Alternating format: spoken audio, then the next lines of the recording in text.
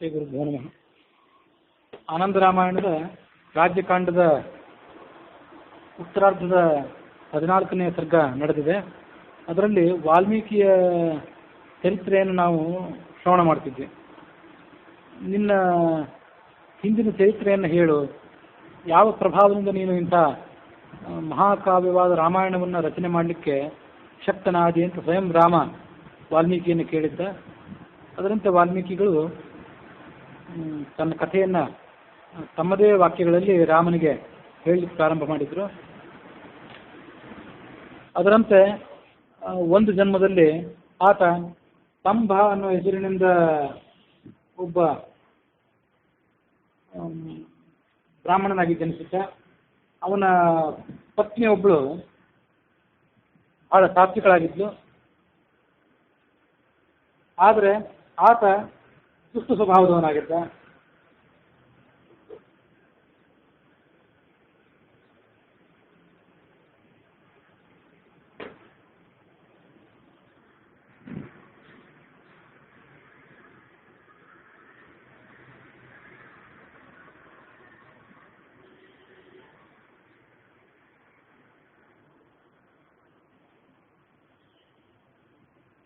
ತನ್ನ ಸದಾಚಾರವನ್ನೆಲ್ಲ ಬಿಟ್ಟು ವೇಶ್ಯೆಯೊಬ್ಬಳಲ್ಲಿ ಆಸಕ್ತಳಾಗಿ ಬಿಟ್ಟಿದ್ದ ಅಂತ ಆ ಕಥೆ ಬಂದಿತ್ತು. ಆತ ಒಮ್ಮೆ ಮೂಲಂಗಿಯ ಸಮೇತವಾಗಿ ಎಳ್ಳಿನಿಂದ ಮಿಶ್ರಿತವಾದಂತಹ ಅವರೇ ಕಾಳುಗಳನ್ನು ತಿಂದ ಅಂತ ಕಥೆ ಬಂದಿತ್ತು. ನಿಷ್ಪಾವಾನ್ ತಿಲ ಮಿಶ್ರಿತಾನ್. ನಿಷ್ಪಾವ ಅಂದರೆ ಅವರೇ ಕಾಳು ಅಥವಾ ಅದರದ್ದೇ ಒಂದು ಪ್ರಭೇದ. ಅದು ವಾತಕಾರಕ ಅಂತ ಆರೀತ ಸಂಹಿತಾದಲ್ಲಿ ವರ್ಣಿತ ಆಗಿದೆ. ಅದರ ಜೊತೆ ಎಮ್ಮೆಯ ಹಾಲು ಅಥವಾ ಮೊಸರು ಇತ್ಯಾದಿಗಳು ಕೂಡ ಮಿಶ್ರಿತ ಆಗಿತ್ತು. ಹೀಗೆ ಇದೆಲ್ಲವೂ ಕೂಡ ಅಪಥ್ಯವಾದ್ದನ್ನು ತಿಂದು ಆತನಿಗೆ ಭಗಂದ್ರ ರೋಗ ಬಂದುಬಿಟ್ಟಿತ್ತು. ಹೆಂಡತಿ ಅಂಥ ದುಸ್ಥಿತಿಯಲ್ಲೂ ಕೂಡ ಆತನ ಉಪಚಾರ ಮಾಡಿದ್ಲು ಅಂತ ಶ್ಲೋಕ ಬಂದಿತ್ತು. ಅಲ್ಲೊಂದು ಶ್ಲೋಕ ಹೀಗಿತ್ತು: ಯೋಭಾರ್ಯಾಂ ಪ್ರಣತಾಂ ಪಾಪೋ ನಾನು ಮನ್ಯೇತ ಮೂಢಧೀಹಿ ಸಷಂಢೋ ಭವತೀತ್ಯತ್ರ ದಶಜನ್ಮಾನಿ ಸಪ್ತಚ. ಸದಾಚಾರಿಯಾದಂಥ ಹೆಂಡತಿ ಇದ್ರೂ ಕೂಡ ಅವಳನ್ನು ತಿರಸ್ಕಾರ ಮಾಡಿ ಯಾರು ದುಷ್ಟ ಸ್ವಭಾವದಿಂದ ನಡ್ಕೊಳ್ತಾನೋ ಆತ ಮುಂದಿನ 17 ಜನ್ಮಗಳಲ್ಲಿ ದಶಜನ್ಮಾನಿ ಸಪ್ತಚ 17 ಜನ್ಮಗಳಲ್ಲಿ ನಪುಂಸಕನಾಗಿ ಜನಿಸ್ತಾನೆ. ಸಷಂಡೋ ಭವತಿ ಇತ್ಯತ್ರ ದಶಜನ್ಮಾನಿ ಸಪ್ತಚ. ಹೀಗೆ ಹೆಂಡತಿಯನ್ನು ಕೆಟ್ಟ ವಿಧವಾಗಿ ನಡೆಸ್ಕೊಳ್ಳುವಂಥವನಿಗೆ ದೊರಕುವಂಥ ಶಿಕ್ಷೆ ಅದು.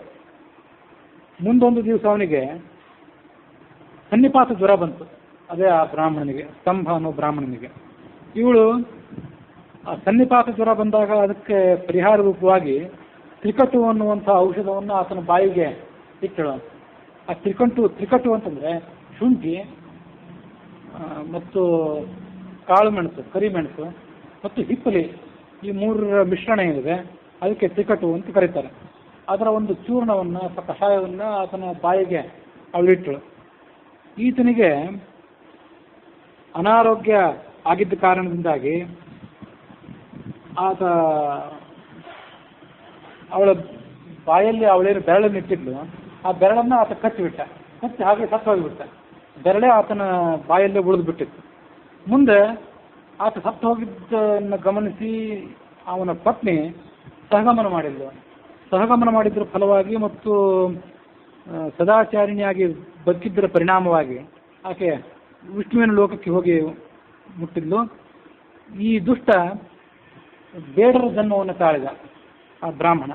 ಆತನ ಜೊತೆಗೆ ಆ ಯಾವ ವೇಶ್ಯೆ ಇದ್ಲು ಅವಳು ಆ ಬೇಡನ ಜನ್ಮದಲ್ಲಿ ಕೂಡ ಪತ್ನಿಯಾಗಿ ಜನಿಸಿದ್ಲು ಅಂತ ಹೀಗೆ ಅದು ಕಥೆ ಬಂದಿತ್ತು. ವೇಶ್ಯಾ ಸಾ ಭಿಲ್ಲಿನಿ ಜಾತ ಭಾರ್ಯಾ ಅಯಾ ತವವರ್ತತೆ ಶಯ್ಯಾಯಾಂ ಮರಣಾತ್ತೇತ್ರ ಶಯನಂ ಭುವಿ ಸರ್ವದಾ. ಇನ್ನು ಮುಂದೆ ಅವನಿಗೇನಾಗೋದಿದೆ, ಆ ಬ್ರಾಹ್ಮಣ ಏನಾಗೋದು, ಯಾವ ಜನ್ಮ ಪಡ್ಕೊಳ್ಳೋನಿದ್ದಾನೆ? ಕೃಣು ಅನ್ನುವ ಹೆಸರಿನ ಋಷಿಯೊಬ್ಬನ ಮಗನಾಗಿ ಜನಿಸ್ತಾನೆ ಅಂತ ಆ ಕಥೆ ಕೂಡ ಬಂದಿತ್ತು. ಅದರಂತೆ ಕೃಣು ಅನ್ನುವ ಋಷಿಯೊಬ್ಬ ಸರೋವರದ ತೀರದಲ್ಲಿ ತಪಸ್ಸಿಗೆ ಕುಳಿತುಕೊಂಡಿದ್ದ. ಆತನ ಕಣ್ಣಿನಿಂದ ಉದುರಿದ ಕಣ್ಣೀರಿನ ಹನಿಗಳನ್ನು ಒಂದು ಹೆಣ್ಣು ಸರ್ಪ ನುಂಗಿತು. ನುಂಗಿದಾಗ ಅದರಿಂದ ಈ ಬೇಡರವನು ಮತ್ತೊಂದು ಜನ್ಮ ತಾಳಿದ. ಹಿಂದಿನ ಜನ್ಮ ಒಂದಿತ್ತು, ಬೇಡರ ಜನ್ಮ, ಅದನ್ನು ನೀಗಿಕೊಂಡ, ಅದನ್ನು ಪರಿಹಾರ ಮಾಡಿಕೊಂಡು ಮತ್ತೊಂದು ಬಾರಿ ಜನ್ಮ ತಾಳಿದ. ಅದೇ ಆ ಹೆಣ್ಣು ಹಾವಿನ ಹೊಟ್ಟೆಯಲ್ಲಿ ಜನ್ಮ ತಾಳಿದ್ರಿಂದ ಆತನಿಗೆ ಸರಿಯಾದಂಥ ಪಾಲಕರು ಯಾರೂ ಇರಲಿಲ್ಲ. ಆ ಕಾರಣಕ್ಕಾಗಿ ಅಲ್ಲೇ ಸುತ್ತಮುತ್ತಲಿದ್ದಂಥ ಬೇಡರೇ ಆತನನ್ನು ಮತ್ತೆ ಸಾಕಿದರು. ಬೇಡರ ಸಂಘದಲ್ಲೇ ಆತ ಬೆಳೆದ. ಜನ್ಮ ಮಾತ್ರ ದ್ವಿಜತ್ವಮ್ಮೆ ಶೂದ್ರ ಆಚಾರ ಅಂತ ಹೀನ ಆಚಾರವುಳ್ಳವನಾಗಿದ್ದೆ. ಮತ್ತು ಅವರ ಸ್ತ್ರೀಯಲ್ಲೇ ಅನೇಕ ಮಕ್ಕಳನ್ನು ನಾನು ಪಡ್ಕೊಂಡೆ. ಅವರಲ್ಲೇ ಸೇರಿ ನಾನು ಕೂಡ ಕಳ್ಳನಾಗಿಬಿಟ್ಟೆ. ಧನುಸ್ಸು ಬಾಣ ಇದನ್ನೆಲ್ಲ ಇಟ್ಕೊಂಡು ಎಲ್ಲ ಕಡೆ ಸಂಚಾರ ಮಾಡ್ತಿದ್ದೆ. ಒಮ್ಮೆ 7 ಋಷಿಗಳು ಕಾಡಿನಲ್ಲಿ ಬರ್ತಾ ಇದ್ರು. ಆ 7 ಋಷಿಗಳನ್ನ ಕಾಡಿನಲ್ಲಿ ನಾನು ನೋಡಿದೆ. ಅವರನ್ನು ಹೋಗಿ ಬೆದರಿಸಿದೆ.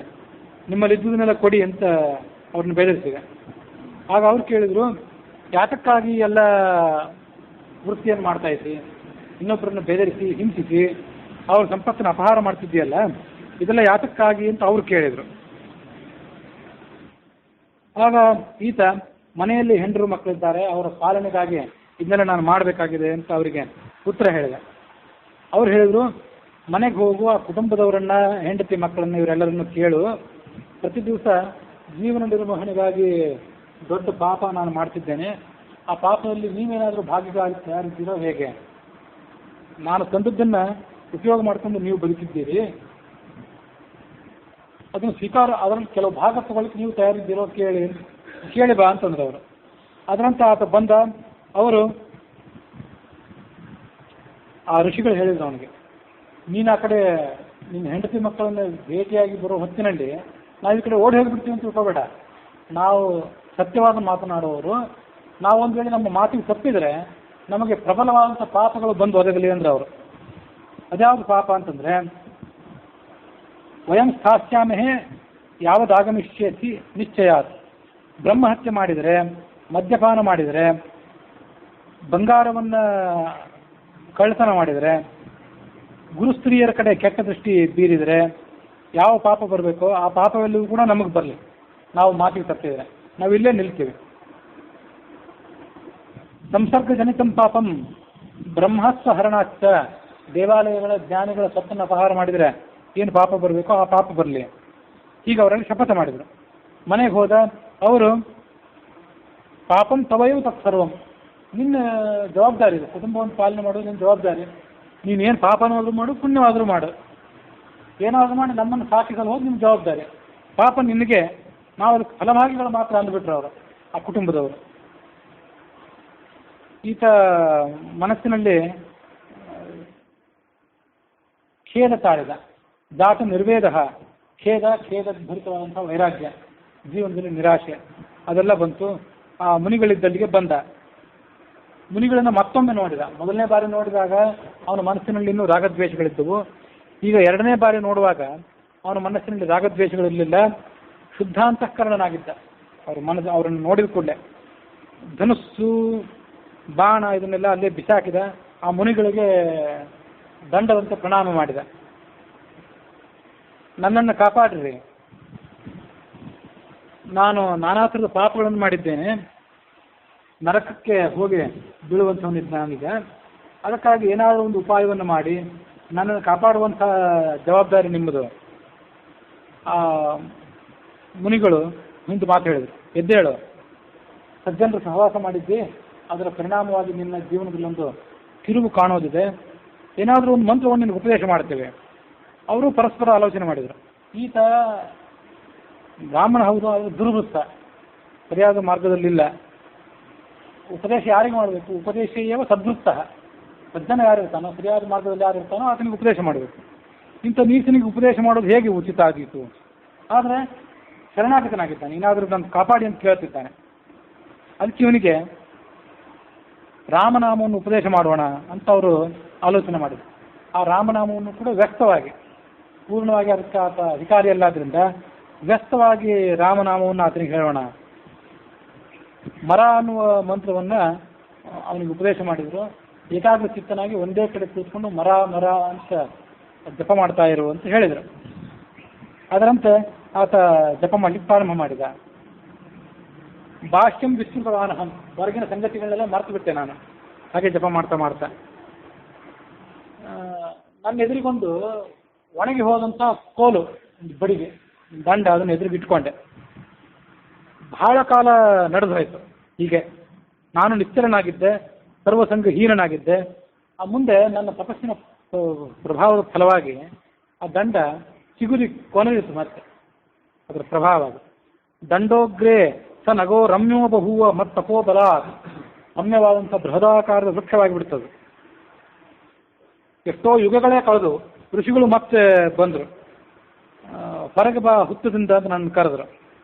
ನಾನು ವಾಲ್ಮೀಕಿ ಅಂತ ಹೆಸರು ಪಡ್ಕೊಂಡಿದ್ದೆ. ಯಾಕೆಂತಂದರೆ ವಲ್ಮೀಕದಿಂದ ಹುಟ್ಟಿ ಬಂದವನಾದ್ದರಿಂದ. ವಲ್ಮೀಕ ಅಂದರೆ ಹುತ್ತ, ಆ ವಲ್ಮೀಕದಿಂದ ಹುಟ್ಟಿ ಬಂದವನು ಅನ್ನೋ ಅರ್ಥದಲ್ಲಿ ಶಬ್ದ ರೂಪಾಂತರವನ್ನು ಪಡ್ಕೊಂಡು ವಾಲ್ಮೀಕಿ ಅಂತ ಆಗ್ತದೆ.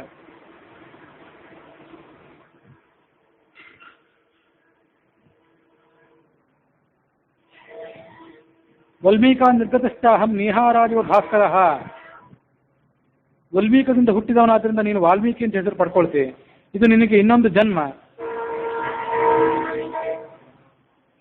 ಹೀಗೆ ಹೇಳಿ ಅವರೆಲ್ಲ ಮುಂದೆ ತಮ್ಮ ಗಮ್ಯ ಸ್ಥಾನ ಎಲ್ಲಿತ್ತು ಅಲ್ಲಿ ಹೊರಟವರು. ನಾನು ಅವರ ಆಶೀರ್ವಾದದ ಫಲವಾಗಿ ಮತ್ತು ನಿನ್ನ ನಾಮದ ಜಪದ ಫಲವಾಗಿ, ರಾಮನಿಗೆ ಹೇಳ್ತಿದ್ದವರು ವಾಲ್ಮೀಕಿ ಕಥೆಯನ್ನು, ನಿನ್ನ ನಾಮದ ಜಪದ ಫಲವಾಗಿ ಇವತ್ತು ನಾನು ಬ್ರಹ್ಮರ್ಷಿ ಆಗಿದ್ದೇನೆ ಅವ್ರು ಹೇಳ್ಕೊಂಡು. ಹಿಂದೊಮ್ಮೆ ಪರಶಿವ ಚತುರ್ಮುಖ ಬ್ರಹ್ಮನಿಗೆ ಈ ರಾಮಾಯಣವನ್ನು ಕಥಾರೂಪವಾಗಿ ಹೇಳಿದ್ದ. ಅದು ಕಥೆಯನ್ನು ಹೇಳುವಾಗ ವೇದವಾಕ್ಯಗಳ ಸಮೇತವಾಗಿ, ವೇದವಾಕ್ಯಗಳ ಅರ್ಥವೇ ಈ ರಾಮಾಯಣ ಆದ್ದರಿಂದ ವೇದವಾಕ್ಯ ಪುರಸ್ಸರವಾಗಿ ಪರಶಿವ ಚತುರ್ಮುಖ ಬ್ರಹ್ಮನಿಗೆ ಹೇಳಿದ್ದ. ಅನೇನ ವಿಧಿನಾ ಸತ್ಯ ಕಥಿತಂ ನಾರದಾಯ. ಶಿವನಿಂದ ಬ್ರಹ್ಮನಿಗೆ, ಬ್ರಹ್ಮನಿಂದ ಮುಂದೆ ನಾರದನಿಗೆ ಅದೇ ಕಥೆ ಕೆಳಗಿಳಿದು ಬಂತು. ಮುಂದೆ ನಾರದ ನನಗೆ ಅದೇ ಕಥೆಯನ್ನು ವೇದವಾಕ್ಯಗಳ ಮೂಲಕವಾಗಿ ವಿಸ್ತಾರವಾಗಿ ಹೇಳಿದ. ಮುಂದೊಮ್ಮೆ ತಮಸಾ ನದಿಯ ತೀರದಲ್ಲಿ ನಾವು ಸ್ನಾನ ಮಾಡಲಿಕ್ಕೆ ಹೋದಾಗ 2 ಕ್ರೌಂಚ ಪಕ್ಷಿಗಳಿದ್ದವು. ಒಂದು ಕ್ರೌಂಚ ಪಕ್ಷಿಯನ್ನು ಒಬ್ಬ ಬೇಡರವನ್ನು ಕೊಂದಾಕಿದ, ಇನ್ನೊಂದೇ ಪಕ್ಷಿಯಲ್ಲಿ ಉಳಿದಿತ್ತು. ಶೋಚಂತೀಂ ಸಾಂತ್ವೇನ್ ಕ್ರೌಂಚೀಂ, ಅದರಲ್ಲಿ ಗಂಡು ಪಕ್ಷಿಯನ್ನು ಆ ಬೇಡರವನ್ನು ಹೊಡೆದಾಕಿದ್ದ, ಹೆಣ್ಣು ಪಕ್ಷಿ ಸಂಕಟಕ್ಕೊಳಗಾಗಿತ್ತು. ಆಗ ನನ್ನ ಬಾಯಿಂದ ಮಾನಿಷಾದ ಪ್ರತಿಷ್ಠಾಂತಂ ಅಗಮ ಶಾಶ್ವತಿ ಸಮಾಹ ಯತ್ ಕ್ರೌಂಚ ಮಿಥುನಾದೇಕಂ ಅವಧಿ ಕಾಮಮೋಹಿತಂ ಅನ್ನುವಂಥ ಒಂದು ಮಂತ್ರ ನನ್ನ ಬಾಯಿಂದ ಹೊರಗೆ ಬಂತು. ಇದು ರಾಮಾಯಣದ ಆದಿ ಶ್ಲೋಕವೂ ಕೂಡ ಆಯಿತು. ಹೀಗೆ ಒಂದು ಶ್ಲೋಕ ಆಕಸ್ಮಿಕವಾಗಿ ನನ್ನ ಬಾಯಿಂದ ಹೊರ ಬಂದದ್ದನ್ನು ನೋಡಿ ನಾನು ಚಕಿತನಾದೆ, ನನ್ನ ಶಿಷ್ಯರು ಕೂಡ ಚಕಿತರಾದರು. ಮುಂದೆ ಚತುರ್ಮುಖ ಬ್ರಹ್ಮ ನನ್ನಲ್ಲಿಗೆ ಬಂದ. ನಿನ್ನ ಬಾಯಿಂದ ಬಂದ ಶ್ಲೋಕ ಏನಿದೆ ಅದು ರಾಮಾಯಣದ ಆದಿ ಶ್ಲೋಕವಾಗಲಿ, ನೀನು ಮುಂದೆ ರಾಮಾಯಣವನ್ನು ರಚನೆ ಮಾಡು ಅಂತ ಹೇಳಿದರು ನನಗೆ. ಅದರಂತೆ ಮುಂದೆ ನಾನು ವಾಲ್ಮೀಕಿ ರಾಮಾಯಣ ಅನ್ನೋ ಹೆಸರಿನಿಂದ ಆ ಕಾವ್ಯವನ್ನು ರಚನೆ ಮಾಡಿದೆ. ಸೃಷ್ಟ್ವಾ ಶ್ರೋತಂ ಜನಾನ್ ಸರ್ವಾನ್ ಶ್ರಾವಯಾಮಾಸ ರಾಘವ. ರಾಮ ಈ ಕಥೆಯನ್ನು ವಾಲ್ಮೀಕಿಯ ಮೂಲಕ ಕೇಳುವಾಗ ಅಲ್ಲಿ ಸುತ್ತಮುತ್ತಲಿದ್ದಂಥವರು ಕೂಡ ಕೇಳಿದರು, ಬಹಳ ಸಂತೋಷಪಟ್ಟರು ಎಲ್ಲರೂ ಕೂಡ. ವಾಲ್ಮೀಕಿ ಮತ್ತು ರಾಮರ ನಡುವೆ ಸಂವಾದ ಏನಿತ್ತು ಅದು ಮುಗಿಯಿತು. ಈ ನಡುವೆ ಅಲ್ಲಿದ್ದಂಥ ಬೃಹಸ್ಪತಿ ರಾಮನನ್ನು ಕುರಿತು ಈ ರೀತಿಯಾಗಿ ಸ್ತೋತ್ರ ಮಾಡಿದ. ನಿನ್ನ ಚರಿತವನ್ನು ನಾವೇನು ಗಾನ ಮಾಡಲಿಕ್ಕೆ ಸಾಧ್ಯ ಇದೆ? ಆನಂದರೂಪಿಯಾದವನು ನೀನು. ರಾಮ ಕಿಂ ಚರಿತಂ ಗೇಯಂ ತವ ಆನಂದರೂಪಿಣ. ನಮಗೆ ಶಕ್ತಿ ಎಷ್ಟಿದೆ? ಯಾಕೆಂದರೆ ನಿನ್ನ ಅನೇಕ ನಾಮಗಳಿವೆ, ನೂರಾರು ಸಾವಿರಾರು ನಾಮಗಳು ನಿಮಗೆ. ಅದರಲ್ಲಿ ಆ ಹೆಸರುಗಳ ಮೊದಲನೇ ಅಕ್ಷರ ಏನಿದೆ ಆ ಅಕ್ಷರಗಳಿಂದ ಈ ಜಗತ್ತೆಲ್ಲವೂ ಕೂಡ ತುಂಬಿ ಹೋಗಿದೆ. ಜಗತ್ತಿನ ಪ್ರತಿಯೊಂದು ವಸ್ತುವು ಕೂಡ ನಿನ್ನದೇ ಆದಂಥ ಹೆಸರನ್ನೇ ಪಡ್ಕೊಂಡಿದೆ. ಲೌಕಿಕ ವೈದಿಕವಾಪಿ ಅಕಾರಾಧ್ಯಾಸ್ತು ಷೋಡಶ. ವೇದದಲ್ಲಿ ಬರುವಂಥ ಶಬ್ದಗಳಾಗಲಿ ಮತ್ತು ಸಂಸ್ಕೃತ ಸಾಹಿತ್ಯದಲ್ಲಿ ಬರುವಂಥ ಉಳಿದ ಪುರಾಣ ಸಾಹಿತ್ಯ ಇತ್ಯಾದಿ ಕಡೆಗಳಲ್ಲಿ, ಕಾವ್ಯ ಸಾಹಿತ್ಯ ಇತ್ಯಾದಿ ಕಡೆಗಳಲ್ಲಿ ಬರುವಂಥ ಶಬ್ದಗಳಾಗಲಿ ಅಕಾರಾಧ್ಯಾಸ್ತು ಷೋಡಶ, ಈ ಮೊದಲಾದಂಥ ಅಕ್ಷರಗಳೇನಿವೆ 16 ಸ್ವರಗಳು, ಇವೆಲ್ಲವೂ ಕೂಡ ನಿನ್ನನ್ನೇ ಹೇಳ್ತವೆ. ವರ್ಣಗಳು 25 ವರ್ಣಗಳು, 5 ವರ್ಗಗಳು, ಒಂದೊಂದು ವರ್ಗದಲ್ಲಿ 5 ಅಕ್ಷರಗಳು, ಅದರಂತೆ ಅವು 25 ವರ್ಗಗಳು, 25 ವರ್ಗೀಯ ಅಕ್ಷರಗಳು. ಮತ್ತು ಇನ್ನು ಅವರ್ಗೀಯ ವ್ಯಂಜನಗಳು ಇವೆಲ್ಲವೂ ಕೂಡ ನಿನ್ನನ್ನೇ ಹೇಳ್ತವೆ. ಚಕಾರಾಜ್ಯ ಕ್ಷಕಾರಾಂತಹ ಮಂತ್ರರೂಪ, ಇವೆಲ್ಲ ಮಂತ್ರರೂಪವಾದದ್ದಿವು. ಹೀಗೆ 50 ವರ್ಣಗಳಿವೆ ಒಟ್ಟು, ಅವು ನಿನ್ನನ್ನೇ ಹೇಳ್ತವೆ. ತೇ ತ್ವನ್ನಾಮ ಆದ್ಯವರ್ಣಾಶ್ಚ ಸರ್ವೇ ಜ್ಞೇಯ ರಘುತ್ತಮ. ನಿನ್ನ ನಾಮಗಳಿಂದಲೇ ಜಗತ್ತಲ್ಲೂ ಕೂಡ ತುಂಬಿ ಹೋಗಿದೆ. ತೇಷು ವರ್ಣಪರತ್ವೇನ ನಾಮಾನ್ಯದ್ದು ವದಾಮಿತೆ. ಈಗ ನಿನ್ನ ಎದುರಿಗೆ ನಾನು ಒಂದು ಸ್ತೋತ್ರವನ್ನು ಹೇಳ್ತೀನಿ ಅಂದ್ರೆ ಅವರು ಬೃಹಸ್ಪತಿಗಳು ಅದರಂತೆ ಆ ಒಂದು ಸ್ತೋತ್ರವನ್ನು ಕೂಡ ಹೇಳಿದರು. ಸಂಕ್ಷೇಪಾತ್ಯೈವ 50 ತಾನಿ ಶೃಣ್ವಂತು ಸಜ್ಜನಾಃ ಓಂ ಅನಂತಾನಂದಮಯ ಚೇಷ್ಟಾಪೂರ್ತ ಫಲಪ್ರದ ಅಂತ ಈಗ ಶ್ಲೋಕ ಮುಂದುವರೆದಿದೆ. ಅದರಲ್ಲಿ ಅಕಾರದಿಂದ ಪ್ರಾರಂಭ ಆಗಿದ್ದೇನಿದೆ ಅದು ಅನಂತ ಅನ್ನುವ ಹೆಸರಿನಿಂದ ಮೊದಲನೇ ಶಬ್ದ. ಆದಿಂದ ಆನಂದ, ಅನಂತ ಅಂದರೆ ಕೊನೆಯಲ್ಲೇ ಇದ್ದವನು ಅಂತ. ಆನಂದ ಅಂದರೆ ಸಂತೋಷ ಸ್ವರೂಪನಾದವನು. ಇಷ್ಟಾಪೂರ್ತ ಫಲಪ್ರದ, ಅದು ಈ ಶಬ್ದದಿಂದ ಪ್ರಾರಂಭ ಆದದ್ದು. ನಾವು ಮಾಡುವಂಥ ಪುಣ್ಯಕರ್ಮಗಳು, ಜನರಿಗೆ ಕೆರೆ ಬಾವಿ ಇತ್ಯಾದಿಗಳನ್ನು ತೋರಿಸಿ ಜನೋಪಕಾರ ಮಾಡ್ತೀವಲ್ಲ, ಅಂಥದಕ್ಕೆಲ್ಲದಕ್ಕೂ ಫಲ ಕೊಡುವವನು ಯಾರು? ಭಗವಂತನೇ. ಅದಕ್ಕಾಗಿ ಇಷ್ಟಾಪೂರ್ತ ಫಲಪ್ರದ ಅಂತಾರೆ. ಈಶ್ವರ, ಈಶ್ವರ ಅನ್ನೋ ಶಬ್ದಕ್ಕೆ ಮಹಾ ಐಶ್ವರ್ಯ ಇದ್ದವನು ಅಂತ ಅರ್ಥ.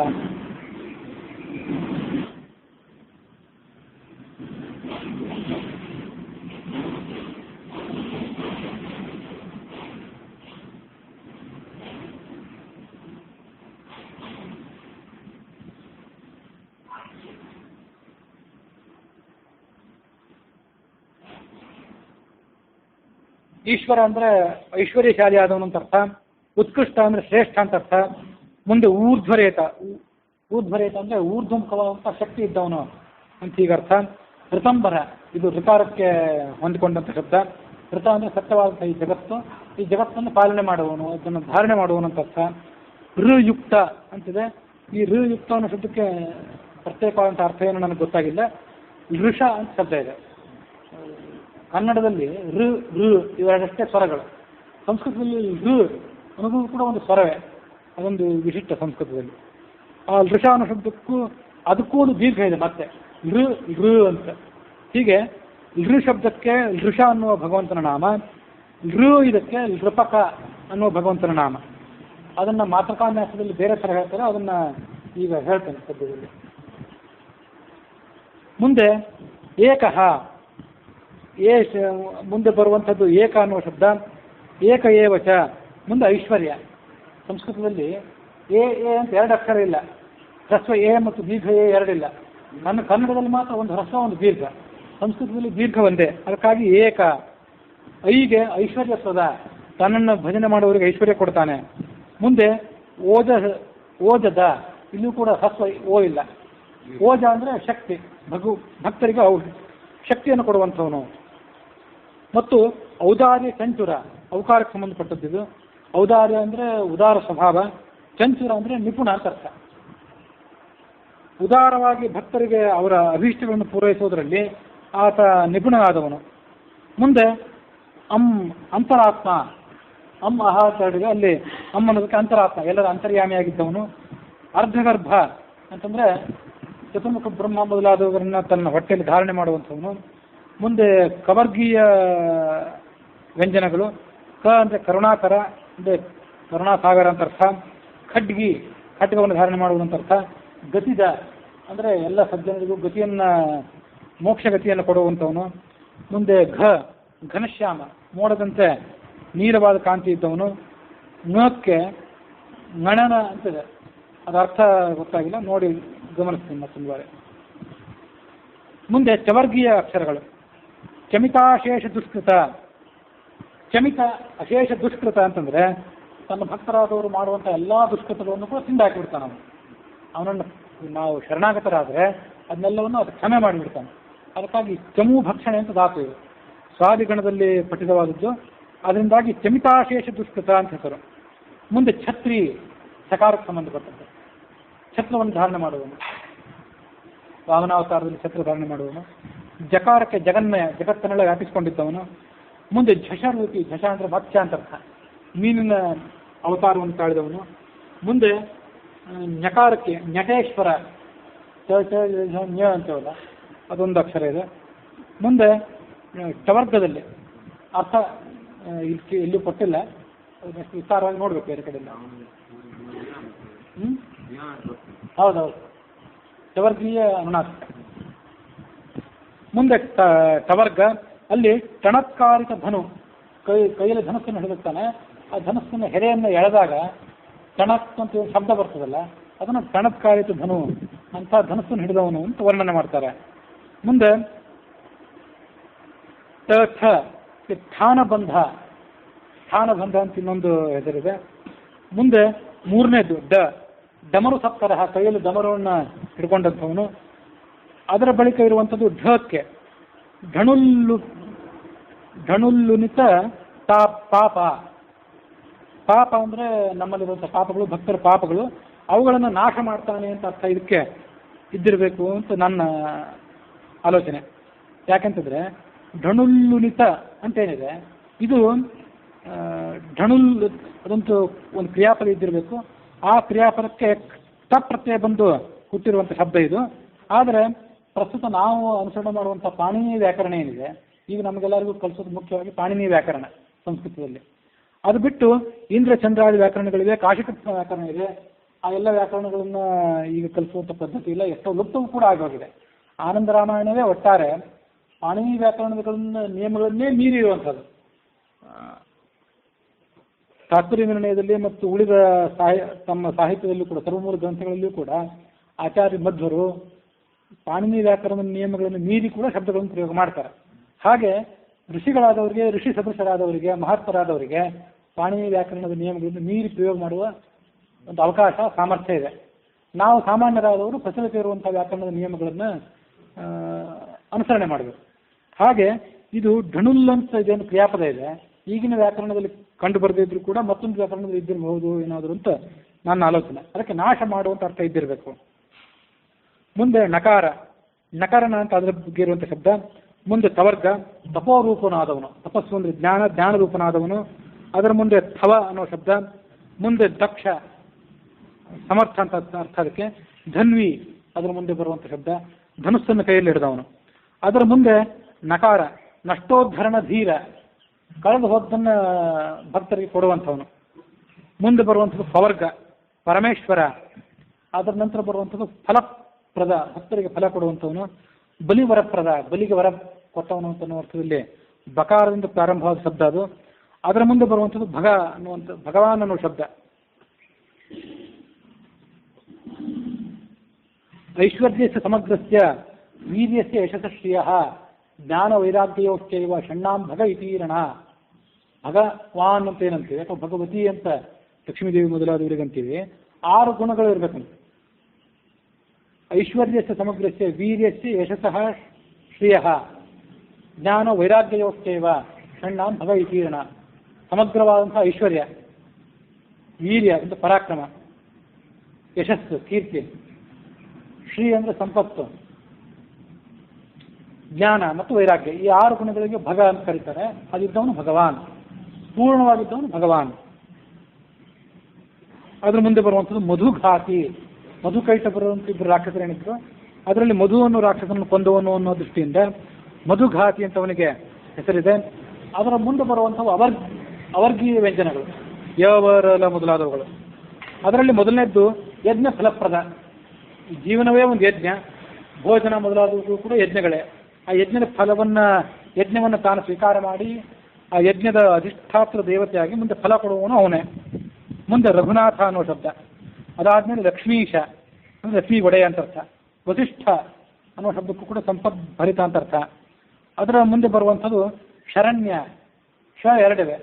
ಮೊದಲನೇ ಶ ತಾಲವ್ಯ ಅಂತ ಕರೀತಾರೆ ಸಂಸ್ಕೃತದಲ್ಲಿ. ತಾಲು ಅನ್ನೋ ಸ್ಥಾನದಿಂದ ಹುಟ್ಟಿದ್ದು, ಅದಕ್ಕೆ ಶರಣ್ಯ ಅಂದರೆ ಶರಣಾಗತ ವತ್ಸಲ ಅಂತ ಅರ್ಥ. ಮುಂದೆ ಷಡ್ಗುಣೇಶ್ವರ್ಯ ಸಂಪನ್ನನಾದವನು ಅಂತ ಈಗ ಅರ್ಥ ಅದಕ್ಕೆ.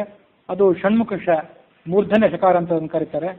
ಅದ್ರ ಮುಂದೆ ಬರುವಂಥದ್ದು ಸರ್ವೇಶ್ವರ, ಜಗತ್ತೆಲ್ಲದಕ್ಕೂ ಆತ ಪಾಲಕ. ಅದರ ಮುಂದೆ ಹಯಗ್ರೀವ, ಹಯಗ್ರೀವ ರೂಪಿಯಾದಂಥ ಭಗವಂತ. ಮುಂದೆ ಕ್ಷಮಿ, ಎಲ್ಲರನ್ನು ಕೂಡ ಕ್ಷಮಿಸುವವನು. ಹೀಗೆ ನಾಮಾನಿ ತೇತ್ವಿತಿ, ಹೀಗೆ 50 ಅಕ್ಷರಗಳಿಂದ ಕೂಡಿದಂತಹ ನಾಮಗಳಿವೆ. ಆನಂದ ರಾಮಾಯಣದಲ್ಲಿ 50 ನಾಮಗಳನ್ನು ನಾವು ಶ್ರವಣ ಮಾಡಿದ್ವಿ. ಈ ನಾಮಗಳಿಂದ ಒಂದೊಂದು ಅಕ್ಷರದಿಂದಲೂ ಕೂಡ ಭಗವಂತ ಹೇಗೆ ವಾಚ್ಯನಾಗಿದ್ದಾನೆ, ಆ ಅಕ್ಷರದಿಂದ ಪ್ರಾರಂಭವಾಗುವಂಥ ಶಬ್ದದಿಂದ ಭಗವಂತ ಹೇಗೆ ವಾಚ್ಯನಾಗಿದ್ದಾನೆ ಅಂತ ಅನ್ನೋದನ್ನೆಲ್ಲ ನಾವು ಗಮನಿಸಿದ್ವಿ. ಅದರ ಜೊತೆಗೇನೆ ವೇದದಲ್ಲಿ ಬರುವಂಥ ಮತ್ತೊಂದು ಮಂತ್ರ ಏನಿದೆ, ವೈದಿಕ ಮಂತ್ರ ಇದು. ಅದಕ್ಕೆ ಮಾತೃಕಾನ್ಯಾಸ ಅಂತ ಕರೀತಾರೆ. ನಾವೀಗೇನು ಗಾಯತ್ರಿ ಮಂತ್ರ ಮೊದಲಾದ ದಿವಸ ಜಪ ಮಾಡ್ತೀವಲ್ಲ, ಅದಕ್ಕಿಂತ ಮೊದಲು ಈ ತತ್ವನ್ಯಾಸ ಮಾತೃಕಾನ್ಯಾಸಗಳನ್ನು ಮಾಡಿ, ಅಂದರೆ 24 ತತ್ವಗಳೇನಿವೆ ಅಲ್ಲ, ಅದರಲ್ಲಿ ಆ ತತ್ವಗಳಿಗೆ ಅಭಿಮಾನಿಯಾದ ದೇವತೆಗಳನ್ನು ಮತ್ತು ತದಂತರ್ಯಾಮಿಯಾದ ಭಗವಂತನನ್ನು ಉಪಾಸನೆ ಮಾಡೋದಕ್ಕೆ ತತ್ವನ್ಯಾಸ ಅಂತ ಕರೀತಾರೆ. ಅವ್ಯಕ್ತ ತತ್ವದಿಂದ ಹಿಡಿದು ಅವ್ಯಕ್ತ ತತ್ವ, ಮಹತ್ ತತ್ವ, ಅಹಂಕಾರ ತತ್ವ, ಮನಸ್ತತ್ವ ಅಂತ ಹೀಗೆಲ್ಲ ಅನೇಕ ತತ್ವಗಳಿವೆ. ಆ ಎಲ್ಲ ತತ್ವಗಳಿಗೂ ಒಬ್ಬೊಬ್ಬ ಅಭಿಮಾನಿ ದೇವತೆ ಇದ್ದಾನೆ. ಅವ್ಯಕ್ತ ತತ್ವಕ್ಕೆ ಲಕ್ಷ್ಮೀ ದೇವಿ, ಅದರಲ್ಲಿ ಅಂತರ್ಯಾಮಿಯಾದಂಥ ಭಗವಂತನ ರೂಪ. ಮಹತ್ ತತ್ವಕ್ಕೆ ಬ್ರಹ್ಮವಾಯು ಮೊದಲಾದವುಗಳು. ಹೀಗೆ 24 ತತ್ವಗಳು. ಆ 24 ತತ್ವಗಳಲ್ಲಿ ಅಂತರ್ಯಾಮಿಯಾದಂಥ ಭಗವಂತನ ರೂಪಗಳನ್ನು ಧ್ಯಾನ ಮಾಡೋದಕ್ಕೆ ತತ್ವನ್ಯಾಸ ಅಂತಾರೆ. ಇನ್ನು ಮುಂದೆ ಬರುವಂಥ ಮಾತೃಕಾನ್ಯಾಸ. ಮಾತೃಕಾ ಅಂತಂದರೆ ವರ್ಣಮಾಲೆ ಅಂತ ಅರ್ಥ. ಆ ವರ್ಣಮಾಲೆಗಳಲ್ಲಿ ಅಕಾರದಿಂದ ಆರಂಭಿಸಿ ಕ್ಷಕಾರದ ತನಕ ಭಗವಂತನ ಯಾವ್ಯಾವ ರೂಪಗಳಿವೆ ಅಂತ ನೋಡೋದಕ್ಕೆ ಏನು ಕರೀತಾರೆ, ಮಾತೃಕಾನ್ಯಾಸ ಅಂತ ಕರೀತಾರೆ. ಅವನ್ನೆಲ್ಲ ನಮ್ಮ ಶರೀರದ ಒಂದೊಂದು ಅಂಗಗಳಲ್ಲಿ ನ್ಯಾಸ ಮಾಡಬೇಕು. ಭಗವಂತ ಅಲ್ಲಿ ಸನ್ನಿಹಿತನಾಗಿದ್ದಾನೆ ಅಂತ ತಿಳ್ಕೊಂಡು ಮುಂದೆ ಗಾಯತ್ರಿಯಾದ ಜಪಗಳನ್ನು ಮಾಡಬೇಕು. ಪ್ರತಿಮಾಗಳಲ್ಲಿಯೂ ಕೂಡ ಈ ಸಪ್ತನ್ಯಾಸ ಮಾತೃಕಾನ್ಯಾಸ ಮಾಡಬೇಕು. ಮಾಡಿದರೆ ಅದರಲ್ಲಿ ಸಾನ್ನಿಧ್ಯ ವಿಶೇಷ ಅಂತ ಅದರದ್ದು ಧ್ಯಾನ. ಅದರಲ್ಲಿ ಯಾವ ಅಕ್ಷರಗಳನ್ನು ಹೇಳ್ತಾರೆ, ಅದಕ್ಕೂ ಈ ಆನಂದ ರಾಮಾಯಣದಲ್ಲಿ ಬಂದಿರುವಂಥ ಭಗವಂತನ ಹೆಸರುಗಳಿಗೆ ಏನು ವ್ಯತ್ಯಾಸ, ಅದನ್ನು ನಾವು ನೋಡಬೇಕಾದ್ದು ಈಗ ನಮ್ಮ ಈಗಿನ ಅಗತ್ಯ. ಇಲ್ಲಿ ಬಂದಿರುವಂಥ 50 ಅಕ್ಷರಗಳು ಆನಂದ ರಾಮಾಯಣದಲ್ಲಿ. ಈ ಮಾತೃಕಾನ್ಯಾಸದಲ್ಲಿ 51 ಅಕ್ಷರಗಳು. ಅಂತಂಥದ್ದು ಮೊದಲನೇ ಅಕ್ಷರ. ಅದರಲ್ಲಿ ಅಕಾರ ಮೊದಲನೇ ಅಕ್ಷರ. ಅದು ಆನಂದ ಅಜ ಅಂತ ಭಗವಂತನ ಕರೀತಾರೆ. ಅಜ ಅಂದರೆ ಉತ್ಪತ್ತಿ ರಹಿತ ಅಂತರ್ಥ. ಮುಂದೆ ಬರುವಂಥದ್ದು ಆನಂದ, ಅದಕ್ಕೆ ಆನಂದ ಸ್ವರೂಪನಾದವನು ಅಂತ ಅರ್ಥ. ಇದಕ್ಕೆ ಒಂದೊಂದು ಅಂಗಗಳನ್ನು ಮುಟ್ಕೊಳ್ಬೇಕು ಅಂತಿದೆ. ಅಜ ಅನ್ನೋದ್ರಿಂದ ತಲೆಯನ್ನ, ಆನಂದ ಅನ್ನೋದ್ರಿಂದ ಮುಖದಿಂದ, ಮುಂದೆ ಇಂದ್ರ ಬಲಗಣ್ಣು, ಈಶ ಎಡಗಣ್ಣು, ಹೀಗೆಲ್ಲ ಮುಟ್ಕೊಳ್ಬೇಕು ಅಂತಿದೆ. ಅದು ಈಗ ನಮಗೆ ಅಷ್ಟು ಉಪಯುಕ್ತ ಅಲ್ಲ. ಭಗವಂತನ ಹೆಸರುಗಳನ್ನು ನೋಡಬೇಕಾದ್ದು ಈಗ ನಾವು ಮಾಡಬೇಕಾದ ಕೆಲಸ. ಇಂದ್ರ ಇದು ಐಶ್ವರ್ಯ ಅಂತ ಧಾತು ಸಂಸ್ಕೃತದಲ್ಲಿ, ಮಹಾ ಐಶ್ವರ್ಯ ಇದ್ದವನು ಅಂತ ಅರ್ಥ. ಈಶ ಐಶ್ವರ್ಯ ಅಂತ ಮತ್ತೊಂದು ಧಾತು, ಅದು ದೀರ್ಘ ಈಕಾರಕ್ಕೆ.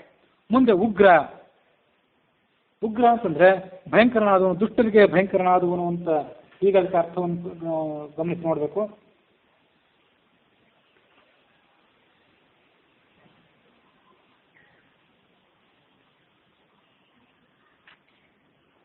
ಈಶ್ವರ ಅನ್ನೋ ಶಬ್ದಕ್ಕೆ ಈ ಮಹಾಲಕ್ಷ್ಮೀ ಶಾಸ್ತಿ, ಈ ಅಂದರೆ ಮಹಾಲಕ್ಷ್ಮಿ, ಅವಳಿಗೆ ಒಡೆಯನಾದ್ರಿಂದ ಈಶ್ವರ ಅಂತ ಹೀಗೆ ಕೂಡ ಅರ್ಥ ಗಮನಿಸಬೇಕು. ಮುಂದೆ ಉಗ್ರ ಅಂತ ಶಬ್ದ ಇದೆ. ಉಗ್ರಂ ಗ್ರಸತಿ, ರುದ್ರನ ಉಕಾರ ನಾಮಕನಾದಂತಹ ರುದ್ರನನ್ನ ಪ್ರಳಯ ಕಾಲದಲ್ಲಿ ಗ್ರಾಸ ಮಾಡ್ತಾನೆ ಅನ್ನೋ ಕಾರಣಕ್ಕೆ ಆತನಿಗೆ ಉಗ್ರ ಅಂತ ಹೆಸರು. ಮುಂದೆ ಊರ್ಜ ಅನ್ನುವಂಥ ಹೆಸರಿದೆ. ಊರ್ಜ ಅನ್ನುವಂಥ ಹೆಸರಿಗೆ ಪೂರ್ಣವಾದಂತಹ ಚೇಷ್ಟೆ, ಪೂರ್ಣವಾದಂತಹ ಬಲ, ಕ್ರಿಯಾ ಇದ್ದವನು ಅಂತ ಹೀಗೆ ಅರ್ಥ ಇದೆ. ಅದರ ಮುಂದೆ ಬರುವಂಥದ್ದು ಋ 2 ಅಕ್ಷರಗಳು. ಋತಂಭರ ಅನ್ನುವಂಥ ಶಬ್ದ ಇದೆ. ಜಗತ್ತನ್ನು ಧಾರಣೆ ಮಾಡಿದವನು ಅಂತ ಹೀಗೆ ಅರ್ಥ ಇದೆ. ಸತ್ಯವಾದನ ಜಗತ್ತನ್ನು ಧಾರಣೆ ಮಾಡಿದವನು. ಅದರ ಮುಂದೆ ಬರುವಂಥದ್ದು ಋಘಾಯ ನಮಃ, ದೀರ್ಘ ಇದೆ. ಅದನ್ನು ಋ ಅಂತ ಉಚ್ಚಾರ ಮಾಡಬೇಕು.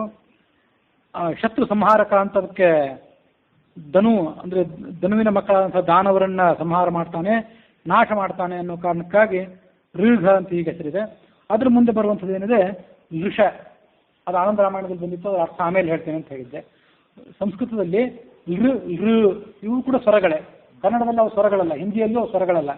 ಅಂತ ಉಚ್ಚಾರ ಮಾಡಿದಾಗ ಇವು ನಮಗೆ ವ್ಯಂಜನದಂತೆ ಕೇಳಿಸ್ತವೆ, ಆದರೆ ಅವ್ರ ಸ್ವರ ಅಂತ ಪರಿಗಣನೆ ಮಾಡಬೇಕು. ಲೌಕಿಕ ಸಾಹಿತ್ಯದಲ್ಲಿ ಋಕಾರದಿಂದ ಪ್ರಾರಂಭ ಆಗುವಂಥ ಶಬ್ದ ನಮಗೆ ಯಾವುದೂ ಕಾಣಿಸೋದಿಲ್ಲ.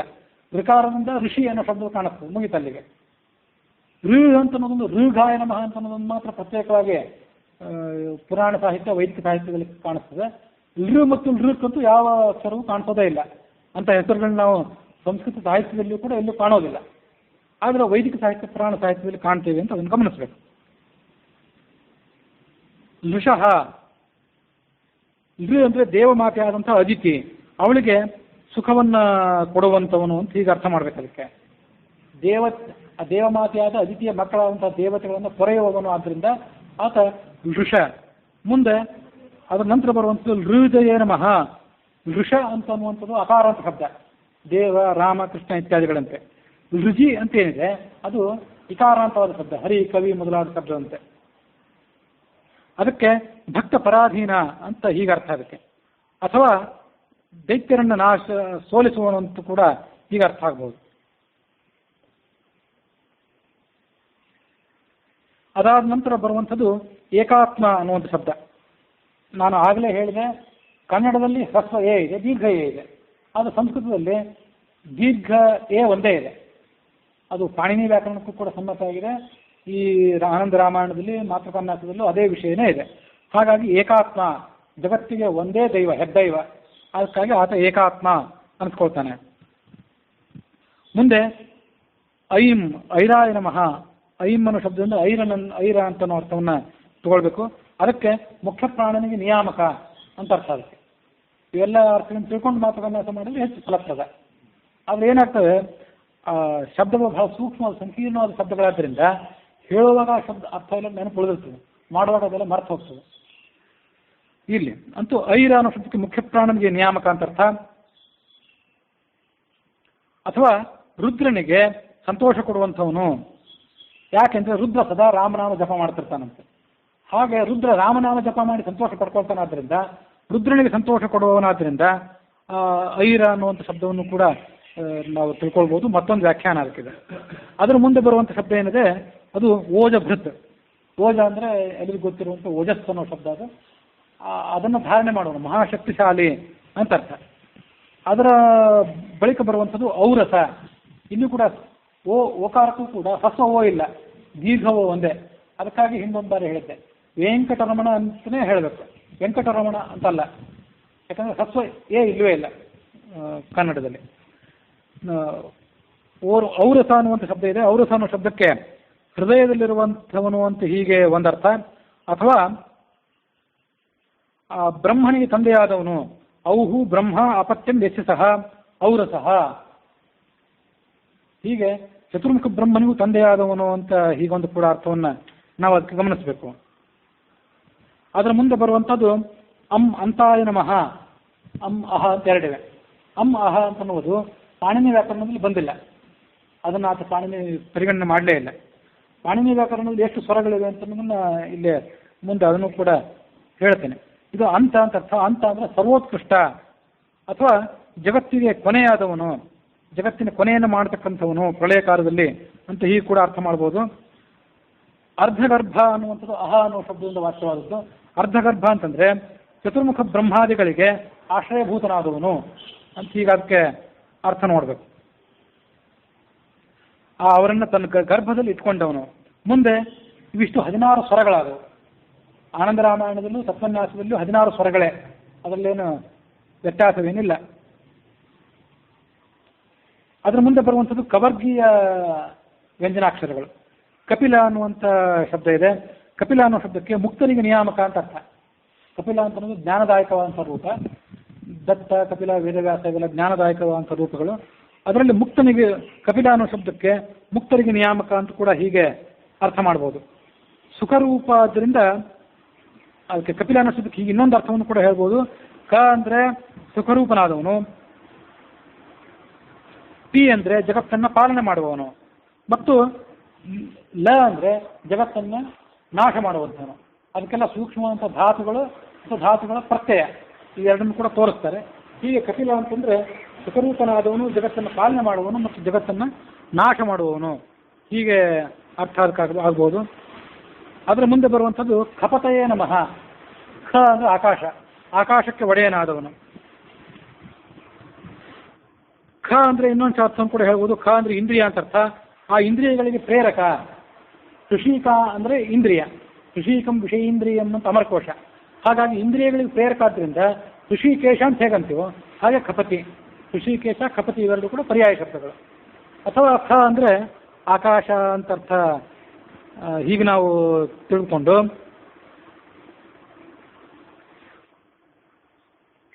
ಎರಡರಲ್ಲೂ ಕೂಡ, ಎರಡು ವ್ಯಾಖ್ಯಾನಗಳಲ್ಲೂ ಕೂಡ ಇಂದ್ರಿಯಗಳಿಗೆ ಪ್ರೇರಕ ಅಂತಲೇ ಹೀಗೆ ಅರ್ಥ ಇದೆ. ಆಕಾಶ ಅನ್ನೋ ಅರ್ಥವನ್ನು ಇಲ್ಲಿ ತ್ಯಾಗ ಮಾಡಬಹುದು. ಮುಂದೆ ಗ ಅನ್ನುವ ಶಬ್ದ, ಅದಕ್ಕೆ ಗರುಡಾಸನ ಅಂತ ಈ ಮಾತೃಕಾನ್ಯಾಸದಲ್ಲಿದೆ. ಗರುಡನನ್ನು ಏರಿ ಸಂಚಾರ ಮಾಡುವನು ಅಂತ ಅರ್ಥ. ಅದರ ಮುಂದೆ ಬರುವಂಥದ್ದು ಘರ್ಮ. ಘರ್ಮ ಅಂದರೆ ಬೇಗೆ, ಬಿಸಿಲು ಅಂತ ಅರ್ಥ. ಶತ್ರುಗಳಿಗೆ ಬೇಗೆಯನ್ನು ಸಂತಾಪವನ್ನು ಉಂಟು ಮಾಡುವನಾದ್ರಿಂದ ಅವನನ್ನು ಘರ್ಮ ಅಂತ ಕರೀತಾರೆ. ಅದರ ಮುಂದೆ ಬರುವಂಥದ್ದು ನಸಾರ, ನಮ್ ಕವರ್ಗೀಯ ಅನುನಾಸಿಕ ಅಕ್ಷರ. ಅದಕ್ಕೆ ಸಂಬಂಧಪಟ್ಟಂಥ ಅಕ್ಷರ ಯಾವುದು? ನಸಾರ. ಅದಕ್ಕೆ ಸಾರಭೋಕ್ತ ಅಂತ ಅರ್ಥ. ನಾವೇನಾದ್ರೂ ನೈವೇದ್ಯ ಇತ್ಯಾದಿಗಳನ್ನು ಕೊಟ್ಟರೂ ಕೂಡ ಅದರಲ್ಲಿರುವಂಥ ಕ್ಷುದ್ರವಾದ ಭಾಗವನ್ನು ಆತ ಸ್ವೀಕಾರ ಮಾಡೋದಿಲ್ಲ. ಶುದ್ಧ ಸಾರ ಭೋಕ್ತ ಅಂತ ಹೇಳಿದ್ರಿಂದ ಅದರೊಳಗಿರುವಂಥ ಶ್ರೇಷ್ಠವಾದ ಸಾರವನ್ನು ಮಾತ್ರ ಸ್ವೀಕಾರ ಮಾಡ್ತಾನೆ. ಅದಕ್ಕೆ ಅವನಿಗೆ ನಸಾರ ಅಂತ ಕರೀತಾರಂತೆ.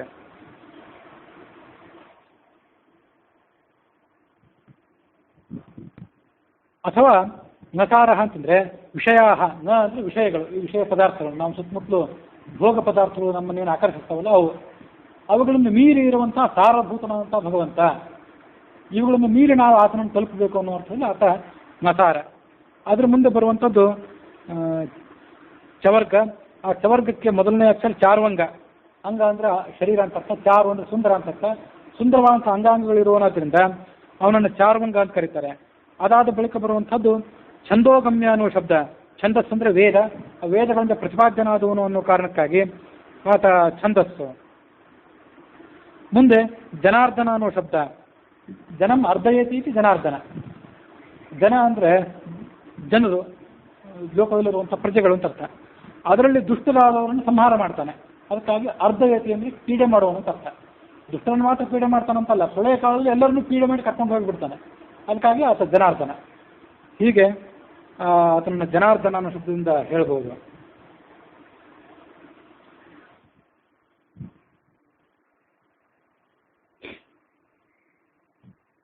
ಮುಂದೆ ಜನಾರ್ದನ ಅಂತಂತ ಅದರ ಮುಂದೆ ಬರುವಂಥ ಶಬ್ದ ಝಾಟಿತಾರಿ.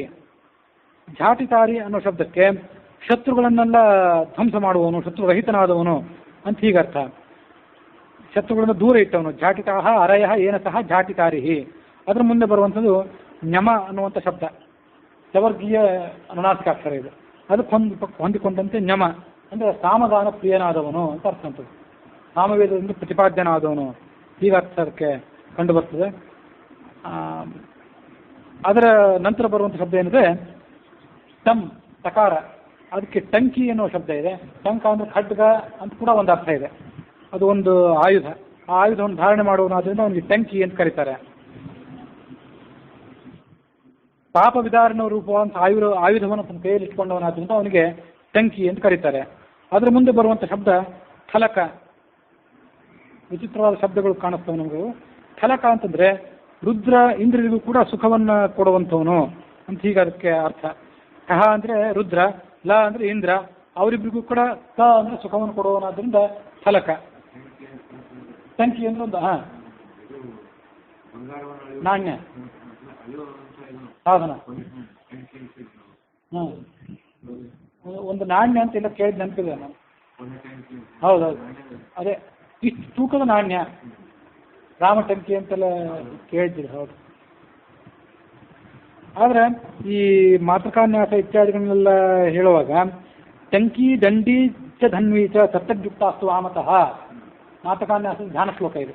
ಟಂಕಿ, ಟಂಕ ಅನ್ನೋ ಆಯುಧವನ್ನು ಕೈಯಲ್ಲಿ ಇಟ್ಕೊಂಡವನು. ಅದೊಂದು ರೀತಿಯಾದ ಖಡ್ಗವೇ ಇದ್ದಿರಬೇಕು, ಖಡ್ಗದ ಒಂದು ಪ್ರಭೇದ ಇದ್ದಿರಬೇಕು ಅಂತ ನನ್ನ ಆಲೋಚನೆ. ಈಗಿನ ನಮ್ಮಲ್ಲಿರುವಂಥ ಲಭ್ಯ ಇರುವಂಥ ಕೋಶಗಳು ಕೂಡ ಟಂಕಿ ಅಂದರೆ ಕೆಲವು ಗಿಡಮೂಲಿಕೆಗಳನ್ನು ಹೇಳ್ತವೆ ಮತ್ತು ಖಡ್ಗವನ್ನು ಕೂಡ ಹೇಳ್ತವೆ. ಅದ್ರ ಮುಂದೆ ಇರುವಂಥ ಶಬ್ದ ಡರಕ. ಡರಕ ಅಂತಂದರೆ ಅಗ್ನಿ ಮತ್ತು ಚಂದ್ರನಿಗೂ ಕೂಡ ಮಿಗಿಲಾದಂಥ ಕಾಂತಿ ಇದ್ದವನು ಹೀಗರ್ಥ. ಡ ಅಂದರೆ ಚಂದ್ರಮಂಡಲ, ರ ಅಂದರೆ ಅಗ್ನಿ. ಅವರಿಗೆ ಪ್ರಕಾಶವನ್ನು ಕೊಟ್ಟವನೇ ಈತ. ಅವನ ಮೂಲಕನೇ ಇವರಿಗೆ ಪ್ರಕಾಶ ಬಂದದ್ದು. ಅದರ ಮುಂದೆ ಇರುವಂಥ ಶಬ್ದ ಧರಿ ಅಂತ. ಇದು ಧರಿಣ್ ಅಂತ ನಕಾರ ಅಂತವಾದ ಶಬ್ದ. ಇದು ಧರಿಣೇ ನಮಃ ಅಂತ ಅದನ್ನು ಉಚ್ಚಾರ ಮಾಡಬೇಕು. ಬ್ರಹ್ಮನಿಗೆ ನಿಯಾಮಕ ಅಂತ ಅದಕ್ಕೆ ಹೀಗರ್ಥ. ಢಮ್ ನಿರ್ಗುಣಂ ಮುಕ್ತ ಸಮುದಾಯಂ ರಮಯತೀತಿ ಧರೋ ಬ್ರಹ್ಮ. ಧರ ಅನ್ನೋ ಶಬ್ದಕ್ಕೆ ಬ್ರಹ್ಮ ಅಂತ ಅರ್ಥ. ಯಾಕೆಂದರೆ ಬ್ರಹ್ಮ ಚತುರ್ಮುಖ ಬ್ರಹ್ಮನಾದವನು ಮುಕ್ತನಾದಾಗ ಆ ಮುಕ್ತ ಸಮುದಾಯ ಏನಿರ್ತದಲ್ಲ, ಮುಕ್ತ ಜೀವರು, ಅವರನ್ನೆಲ್ಲ ಪಾಲನೆ ಮಾಡುವಂಥದ್ದು ಚತುರ್ಮುಖ ಬ್ರಹ್ಮನ ಕೆಲಸ. ಅಲ್ಲಿ ನಾವು ಮುಕ್ತಿಗೆ ಹೋದರೂ ಕೂಡ ನಮಗಿಂತ ಯಾರು ಶ್ರೇಷ್ಠರಾದವರು ಇರ್ತಾರೆ ಅವ್ರಿಗೆ ಅಧೀನರಾಗೇ ನಾವಿರ್ತೇವೆ. ಭಗವಂತನಿಗೆ ಮಾತ್ರ ಅಧೀನರಾಗಿರ್ತೇವೆ ಅಂತಲ್ಲ. ನಮಗಿಂತ ಉತ್ತಮನಾದಂಥ ವಾಯು, ಇಂದ್ರಾದಿ ದೇವತೆಗಳು, ಬ್ರಹ್ಮ ಅವ್ರಿಗೆ ಅಧೀನರಾಗಿ ಅವ್ರು ಸೇವೆ ಮಾಡಿಕೊಂಡೇ ಇರ್ತೇವಂತ ನಾವು. ಅದಕ್ಕಾಗಿ ಆ ಮುಕ್ತರಿಗೆ ಆನಂದ ಕೊಡುವಂಥವನು ಬ್ರಹ್ಮ, ಅವನನ್ನು ಢರ ಅಂತ ಕರೀತಾರೆ. ಆ ಚತುರ್ಮುಖ ಬ್ರಹ್ಮನನ್ನೇ ಮಗನನ್ನಾಗಿ ಪಡ್ಕೊಂಡವರಾದ್ರಿಂದ ಇವನಿಗೆ ಧರಿ ಅಂತ ಕರೀತಾರೆ ಪರಮಾತ್ಮನಿಗೆ. ಅದ್ರ ಮುಂದೆ ಬರುವಂಥದ್ದು ನಾತ್ಮ, ನ ಅನ್ನೋ ಶಬ್ದ, ಅದಕ್ಕೆ ಸುಖ ಸ್ವರೂಪಿ ಅಂತ ಹೀಗೆ ಅರ್ಥ ಇದೆ. ಅದ್ರ ಮುಂದೆ ಬರುವಂಥ ಶಬ್ದ ತಾರ ಅಂತೇಳಿ. ತಾರ ಅಂದರೆ ತರಣ, ಇದು ನಮ್ಗೆ ಗೊತ್ತಿದೆ, ಸಂಸಾರದಿಂದ ನಮ್ಮನ್ನು ದಾಟಿಸೋನು ಅಂತ ಅರ್ಥ. ಅದ್ರ ಮುಂದೆ ಬರುವಂಥ ಶಬ್ದ ಸ್ಥಭ ಅಂತೇಳಿ, ಅದಕ್ಕೆ ಗೋವರ್ಧನ ಪರ್ವತವನ್ನು ಧಾರಣೆ ಮಾಡಿದವನು ಅಂತ ಹೀಗೊಂದು ಅರ್ಥ ಹೇಳ್ತಾರೆ. ಥ ಅಂದರೆ ಶಿರೋಚ್ಚಯ, ದೊಡ್ಡ ಪರ್ವತ, ಅದನ್ನು ಭ ಅಂದರೆ ಬಿಭರ್ತಿ, ಧಾರಣೆ ಮಾಡುವನಾದ್ರಿಂದ ಖಬ ಅಂತ ಹೆಸರು.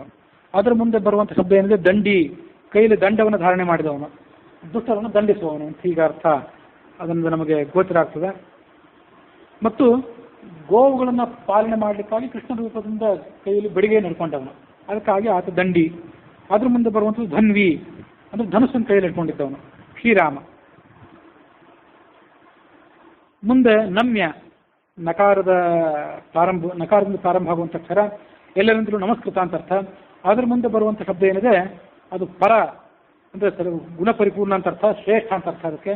ಅದ್ರ ಮುಂದೆ ಬರುವಂಥ ಶಬ್ದ ಫಲಿ, ಎಲ್ಲ ಫಲಗಳಿಗೂ ಆತನೇ ಸ್ವಾಮಿ, ನಮಗೆ ಫಲವನ್ನು ಕೊಡಬೇಕಾದ ಶಕ್ತಿಯು ಕೂಡ ಆತನದ್ದೇ. ಅದರ ಮುಂದೆ ಬಲಿ, ಬಲಿಷ್ಠನಾದವನು ಅಂತ ಅರ್ಥ. ಭಗ ಅಂತ ಅರ್ಥ. ಭಗ ಅಂತ ನಾನು ಹಿಂದೆ ಹೇಳಿದಂತೆ ಷಡ್ಗುಣಗಳು, ಆ ಷಡ್ಗುಣಗಳು ಉಳ್ಳವನಾದ್ರಿಂದ ಅವನಿಗೆ ಭಗ ಅಂತ ಕೂಡ ಹೀಗೆ ಹೇಳ್ತಾರೆ. ಅದರ ಮುಂದೆ ಬರುವಂಥದ್ದು ಮನು ಅನ್ನುವಂಥ ಶಬ್ದ, ಮಕಾರದಿಂದ ಪ್ರಾರಂಭ ಆಗುವಂಥದ್ದು, ಅದಕ್ಕೆ ಜ್ಞಾನ ಸ್ವರೂಪ ಅಂತ ಹೀಗೆ ಅರ್ಥ ಇದೆ. ಅದರ ಮುಂದೆ ಬರುವಂಥದ್ದು ಅವರ್ಗೀಯ ವ್ಯಂಜನಾಕ್ಷರಗಳು, ಯಕಾರಾದಿಗಳು. ಹೀಗೆ 16 ಸ್ವರಗಳಾದವು, 25 ವರ್ಗೀಯ ವ್ಯಂಜನಾಕ್ಷರಗಳಾದವು. ಅವು ಒಟ್ಟಾರೆ ಅಲ್ಲಿಗೆ 41 ಅಕ್ಷರಗಳಾದವು. ಇನ್ನೂ 10 ಅಕ್ಷರಗಳಿವೆ. ಅದರಲ್ಲಿ ಯಜ್ಞ ಅಂತಂದರೆ ಇಜ್ಜತೆ, ಪೂಜ್ಯತೆ, ಯಜ ದೇವಕರಣ ಸಂಗತಿ ಅಂತ ಹೇಳಿ ದೊಡ್ಡ ಧಾತು ಇದೆ, ಧಾತು ಪಾಠ ಇದೆ. ಅದರಲ್ಲಿ ಧಾತುವಿನ ಮೂಲ ರೂಪನೇ ಯಜ. ಭಕ್ತರು ಯಾರನ್ನು ಕುರಿತು ಯಜ್ಞ ಮಾಡ್ತಾರೋ ಅಂಥ ಸ್ವಾಮಿ ಆದ್ದರಿಂದ ಅವನಿಗೆ ಯಜ್ಞ ಅಂತ ಹೆಸರು. ಹೀಗೆ ಎಂ ಯಜ್ಞಾಯ ನಮಃ. ಅದರ ಮುಂದೆ ಬರುವಂಥ ಶಬ್ದ ರಾಮ ಅನ್ನೋ ಶಬ್ದ. ರಾಮ ಅನ್ನೋ ಶಬ್ದಕ್ಕೆ ಪೂರ್ಣ ಜ್ಞಾನ ಸ್ವರೂಪನಾದವನು ಮತ್ತು ತನ್ನ ಭಕ್ತರು ಯಾರಿದ್ದಾರೆ, ಭಕ್ತರು ಶರಣಾಗತರಾದಾಗ ಅವರನ್ನು ಪಾಲನೆ ಮಾಡ್ತಾನೆ, ಅದಕ್ಕಾಗಿ ಕೂಡ ಆತನಿಗೆ ರಾಮ ಅಂತ ಹೆಸರು. ರಮಂತೆ ಯೋಗಿನಃ ಅಸ್ಮಿನ್ನಿತಿ ರಾಮ, ಯೋಗಿಗಳು ಈತನ ಸನ್ನಿಧಿಯಲ್ಲಿ ಸಂತೋಷ ಪಡ್ತಾರೆ, ಅದಕ್ಕಾಗಿ ಆತ ರಾಮ. ಅದ್ರ ಮುಂದೆ ಬರುವಂಥ ಶಬ್ದ ಏನಿದೆ ಲ ಶಬ್ದ, ಅದಕ್ಕೆ ಲಕ್ಷ್ಮೀಪತಿ ಅಂತ ಅರ್ಥ. ಸರ್ವ ಜಗಜ್ಜನನಿಯಾದ ಲಕ್ಷ್ಮೀ ದೇವಿಗೆ ಅಧಿಪತಿ ಅಂತ ಅರ್ಥ. ಅದರ ಮುಂದೆ ಬರುವಂಥ ಶಬ್ದ ವರ ಅನ್ನೋ ಶಬ್ದ. ವರ ಅನ್ನೋ ಶಬ್ದಕ್ಕೆ ನಿಮಗೆ ಗೊತ್ತಿರುವಂತೆ ಶ್ರೇಷ್ಠ ಮತ್ತು ವರ ಅಂದರೆ ಆಯ್ಕೆ ಮಾಡ್ಕೊಳ್ಳಿಕ್ಕೆ ಯೋಗ್ಯನ ಅಂತ ವ್ಯಕ್ತಿ, ಅದಕ್ಕಾಗಿ ವರ ಅನ್ನೋ ಶಬ್ದ. ಅದರ ಮುಂದೆ ಬರುವಂಥದ್ದು ಶಾಂತ ಸಂವಿತ, ಶಾಂತವಾದಂಥ ಸ್ವರೂಪ ಇದ್ದವನು, ಸುಂದರವಾದಂಥ ಸ್ವರೂಪ ಇದ್ದವನು, ಜ್ಞಾನಾನಂದ ಸ್ವರೂಪನಾದವನು ಅಂತ ಹೀಗೆ ಅರ್ಥ ಇದೆ. ಅದರ ಮುಂದೆ ಬರುವಂಥದ್ದು ಷಡ್ಗುಣ, ಷಡ್ಗುಣಾಯ ನಮಃ. ಆವಾಗ ನಾನೇನು ಶ್ಲೋಕ ಹೇಳಿದೆ ಆ ಶ್ಲೋಕಕ್ಕನುಸಾರವಾಗಿ 6 ಗುಣಗಳಿಂದ ಕೂಡಿದವನು. ಅದರ ಮುಂದೆ ಬರುವಂಥದ್ದು ಸಾರಾತ್ಮ, ಸಾರಾತ್ಮನೇ ನಮಃ. ಅಪ್ರಾಕೃತವಾದಂತಹ ಚಿದಾನಂದ ಸ್ವರೂಪ ಇದ್ದವನು, ಅದಕ್ಕಾಗಿ ಆತನನ್ನು ಸಾರಾತ್ಮ ಅಂತ ಕರೀತಾರೆ. ಅದರ ಮುಂದೆ ಬರುವಂಥದ್ದು ಹಂಸ ಅನ್ನೋ ಶಬ್ದಕ್ಕೆ ನಿರ್ದೋಷ ಗುಣ ಪರಿಪೂರ್ಣ ಅಂತ ಅರ್ಥ. ಪರಮಹಂಸ, ಹಂಸನಾಮಕ ಪರಮಾತ್ಮ ಅಂತ ಅದನ್ನು ಕರೀತಾರೆ. ಯಾಕೆಂದ್ರೆ ನಿರ್ದೋಷವಾದಂಥ ಸ್ವರೂಪ ಇದ್ದವನಾದ್ರಿಂದ. ಸಂತಿ ಸರ್ವಂ ಜಗತ್ಕಾಲಿ ಅಂತ ಮತ್ತೊಂದು ಅರ್ಥನೂ ಕೂಡ ಹೇಳ್ಬೋದು. ಜಗತ್ತನ್ನ ಪ್ರಳಯ ಕಾಲದಲ್ಲಿ ಧ್ವಂಸ ಮಾಡುವನಾದ್ರಿಂದಲೂ ಆತ ಹಂಸನೇ. ಈಗೊಂದು ಅರ್ಥವನ್ನು ಕೂಡ ಅದಕ್ಕೆ ಹೇಳಲಿಕ್ಕೆ ಅವಕಾಶ ಇದೆ. ಮುಂದೆ ಹಂಸಾಯ ನಮಃ. ಅದ್ರ ಮುಂದೆ ಬರುವಂಥದ್ದು ಲಾಳುಕ ಅನ್ನೋ ಶಬ್ದ, ಲಕಾರದಿಂದ ಪ್ರಾರಂಭ ಆಗುವಂಥ ಶಬ್ದ. ಈ ಲಕಾರದಿಂದ ಪ್ರಾರಂಭ ಆಗುವಂಥ ಶಬ್ದ ಆನಂದರಾಮಾಯಣದಲ್ಲಿ ಬರಲಿಲ್ಲ, ಅದಕ್ಕಾಗಿ ಅಲ್ಲಿ 50 ಆಗಿತ್ತು, ಇಲ್ಲಿ 51 ಆಯಿತು ತತ್ವನ್ಯಾಸದಲ್ಲಿ. ಲಾಳುಕ ಅಂತಂದ್ರೆ ಮುಕ್ತ ಬ್ರಹ್ಮರಿಗೂ ಕೂಡ ಸುಖಪ್ರದ. ಚತುರ್ಮುಖ ಬ್ರಹ್ಮಾದಿಗಳು, ರುದ್ರಾದಿಗಳು, ವಾಯುವಾದಿಗಳೆಲ್ಲ ಮುಕ್ತರಾದಾಗ ಸ್ವತಂತ್ರರಾಗಿ ಬಿಡೋದಿಲ್ಲ. ಅವರು ಭಗವಂತನ ಅಧೀನರಾಗೇ ಇದ್ದು ಸುಖ ಜ್ಞಾನ ಇತ್ಯಾದಿಗಳನ್ನು ಪಡ್ಕೊಳ್ತಾರೆ. ಅದಕ್ಕಾಗಿ ಆತ ಲಾಳುಕ ಅಂತ ಕರೆಸ್ಕೋತಾನೆ.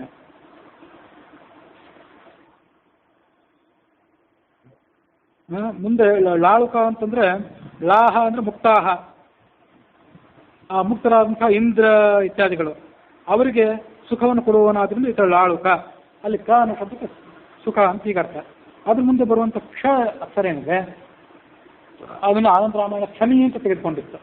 ಇಲ್ಲಿ ಲಕ್ಷ್ಮೀಂದ್ರ ಸಿಂಹ ಅಂದರೆ ಅದಕ್ಕೆ ಜೀವನಲ್ಲಿ ಹೃದಯಾಂತರ್ಯಾಮಿ ಇರುವಂಥ ಲಕ್ಷ್ಮೀ ನರಸಿಂಹ ರೂಪ ಆತನದ್ದಿದೆ ಹೀಗಂತ ಅರ್ಥ ಮಾಡಬೇಕು.